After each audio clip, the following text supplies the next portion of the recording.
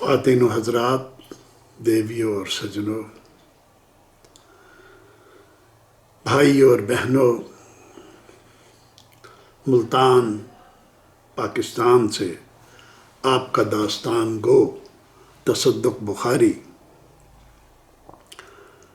قدیم زمانوں کا ایک مشہور ترین قصہ لے کر آپ کی خدمت میں حاضر ہے۔ آپ نے یقیناً یہ قصہ سنا ہوا ہوگا، شاید اس کی کچھ جزیات اب آپ کی نظروں سے اوجھل ہو گئی ہوں یا دماغ سے نکل گئی ہوں، تو یہ مختصر سا قصہ میں آپ کی خدمت میں پیش کرتا ہوں۔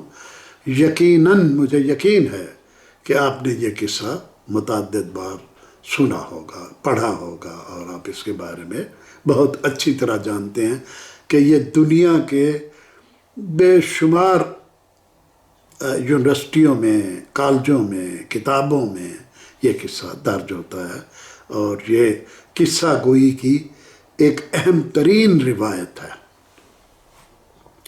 میرا مطلب ہے لیلا مجنوں کا قصہ۔ آپ حیران ہوں گے کہ بھلا لیلا مجنوں کا قصہ سنانے کی بھی کوئی ضرورت ہے؟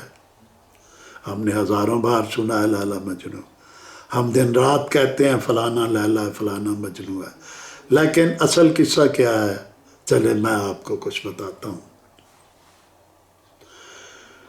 لیلا مجنوں کا قصہ دنیا کے ادب کا ایک اہم حصہ ہے۔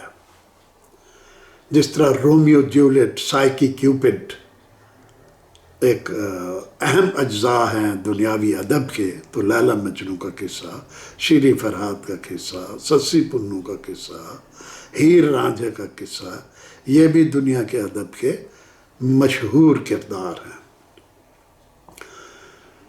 لیلا مجنوں کا قصہ 7ویں صدی عیسوی میں، یعنی 1400 سال پہلے، ہاں اب 21ویں صدی ہے تو یہ 7ویں صدی کا قصہ ہے۔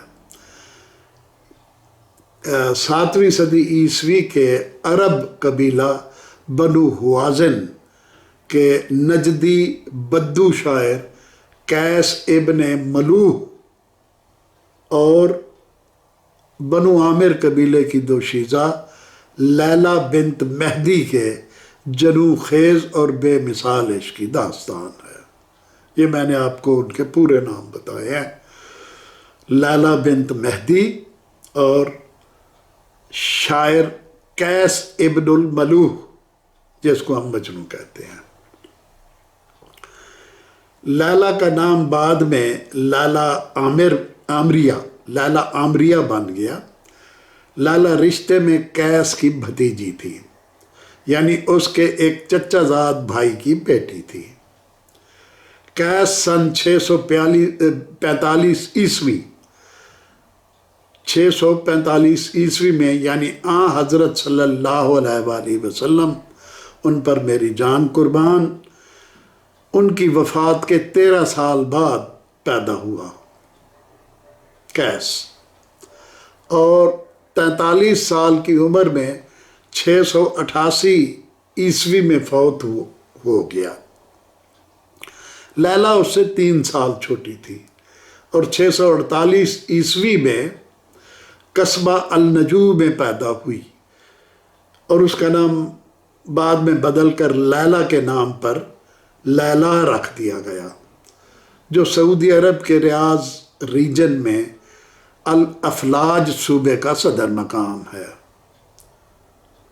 کہتے ہیں کہ لیلا اور قیس ایک ہی مدرسے میں اکٹھے پڑھتے تھے۔ لیلا کو دیکھتے ہی قیس اس پر ہزار جان سے فریفتہ ہو گیا، اور دوران تعلیم پڑھنے کی بجائے ہر وقت لیلا کو دیکھتا رہتا۔ اس کی توجہ سبق اور استاد کی طرف نہیں ہوتی تھی، چنانچہ جب بھی استاد اس سے سبق سنتا تو وہ صرف منہ دیکھتا رہ جاتا اور ایک لفظ بھی نہ سنا سکتا۔ یہ وہی صاحبہ اور مرزا جٹ والی کہانی اس سے مستعار لی گئی ہوگی، ان کی کہانی بھی کچھ اسی طرح ملتی جلتی ہے۔ خیر، قیس جو ہے وہ ذہنی طور پر تعلیم میں کوئی خاص دلچسپی نہیں لیتا تھا، لہذا استاد جب اسے سبق سنتا اسے کچھ نہ آتا تو استاد اس کے ہاتھوں پر ڈنڈے برساتا، مگر تعجب کی بات یہ ہے کہ اس کا سارا درد اور تکلیف لیلا کو ہوتی تھی اور اس کے ہاتھوں پر نیل پڑ جایا کرتے تھے اور وہ سوج جایا کرتے تھے۔ استاد نے یہ ماجرا لیلا کے گھر والوں کو بتایا تو انہوں نے لیلا کا سکول جانا بند کر دیا۔ اس واقعے کے بعد قیس نے بھی سکول جانا بند کر دیا اور ہر وقت لیلا کے نام کی نظمیں اور شاعری لکھ کر زور زور سے گلیوں میں، کھلیانوں میں، کھیتوں میں، گاؤں میں پڑھتا رہتا۔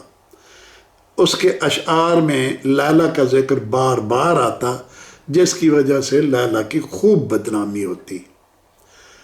اس کی ان پاگلوں جیسی حرکات کی وجہ سے لوگ اسے مجنوں یا دیوانہ کہنے لگے اور پاگل کہنے لگے۔ قیس کے والدین نے اپنے بیٹے کی پاگلانہ حرکات کو دیکھتے ہوئے اس کی شادی کا رشتہ لیلا کے گھر بھجوا دیا، مگر لیلا کے والدین نے اس کھسکے ہوئے احمق شاعر سے اپنی بیٹی بیاہنا مناسب نہ سمجھا اور انہوں نے انکار کر دیا، اور اس کے بعد لیلا کی شادی طائف کے ایک بہت امیر کبیر گھرانے کے ایک نہایت خوب رو نوجوان ورد الثقفی سے کر دی گئی۔ مجنوں کو لیلا کی ورد سے شادی کی خبر نہیں ملی، تو وہ شادی کی خبر ملی تو وہ لیلا لیلا پکارتے ہوئے صحرا کی طرف نکل گیا۔ اسی لیے وہ شعر ہے، لیلا لیلا پکاروں میں بن میں، صحرا کی طرف نکل گیا۔ اس کے گھر والوں نے اسے سمجھانے کی بہت کوشش کی، مگر وہ ان کی کوئی بات نہیں سنتا تھا، نہ مانتا تھا۔ تھک ہار کر انہوں نے اس کی واپسی کی امید چھوڑ دی اور وہ اس کا کھانا صحرا میں کہیں رکھ آتے، جسے کبھی وہ کھا لیتا اور کبھی صحرائی جانور وہ کھانا کھا جاتے۔ وہ کبھی کسی کھوہ میں، کبھی کسی جھنڈ میں، کبھی کسی درخت کے نیچے، کبھی کسی درخت کے اوپر بیٹھ کر لالا کی تعریف میں نظمیں لکھ لکھ کر خود کو سناتا رہتا اور ایک لکڑی سے صحرا کی ریت پر وہ نظمیں لکھتا رہتا۔ ادھر جب لیلا اپنے وطن اور محبوب سے دور ہوئی تو اس کی بھوک پیاس مر گئی اور وہ دنوں دنوں میں سوکھ کر کانٹا بن گئی۔ جلد ہی وہ اپنے قیس کے غم میں گھول گھول کر مر گئی۔ مجنوں کو اس کے مرنے کی اطلاع ہوئی تو وہ لیلا کی قبر پر پہنچا اور دن رات وہیں قبرستان میں مجاور بن کر رہنا شروع کر دیا۔ جلد ہی وہ بھی مر کر اپنی محبت کا لازوال انمٹ فسانہ دنیا کو دے کر خالق حقیقی سے جا ملا۔ یہ تھی آج کی داستان لیلا مجنوں۔